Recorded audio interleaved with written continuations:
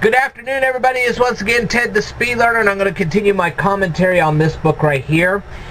And when you hear the word retainer, you often think of dentistry. Well, in this book right here, you're not going to be thinking that at all. Okay? You might even think of a retainer as somebody that you pay money to in advance, and then they perform services for you, like an accountant or possibly a lawyer. Again, no. In this type of book, you would be thinking of a retainer as somebody that is a servant to a ruling class, like Caesar Augustus or Herod Antipas. Okay? And people like Caesar Augustus and Herod Antipas appointed retainers to fill in spots in their bureaucracies. For instance, what does it mean by ecclesiastical? Okay? Ecclesiastical is anything that pertains to a church. Now that at that time would mean like the temple, Jewish temple, okay? So what they would do is they would appoint retainers into authoritative positions to control the temple and the sacrifices and all the other stuff, okay? And the Galileans would know the ecclesiastical role. And that's why you find the book of Ecclesiastes in the Bible. Okay? So these are things that pertain to a church or some kind of religious organization, which the Jewish religious organization was well established at the temple in Jerusalem. But of course you had to have your local synagogue-like places, and I'll cover that in a later video. And you had these local synagogue-type places where they would discuss the theology that was coming out of the temple. Therefore, I think you get the picture on that. Now, you also had to appoint people for your economic portion of your area. Alright? Now, what does it mean by economics? If you're talking about a ruling class, that means the collection of taxes, the collection of tributes. Anything like that would have to be collected by people, retainers, to be given to Herod Antipas and, of course, to Caesar Augustus. Okay? If you're talking about judicial, these would be where crimes were decided. Was the guy guilty or not? So you would have appointed judges.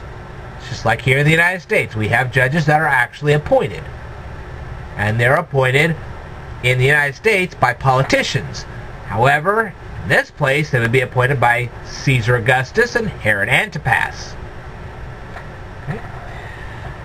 Now, what about military? Well, you want good people to lead your armies where you want them to go. So, of course, Caesar Augustus and Herod Antipas would appoint lieutenants and captains and corporals and all these kind of people to lead their troops to specific places to perform specific functions. If they were going to perform an invasion, there you go. They would order those soldiers to order the rest of the soldiers to a specific spot to perform an invasion or to quell a crowd or whatever. Get the idea? Okay. Now what about administrative? Okay.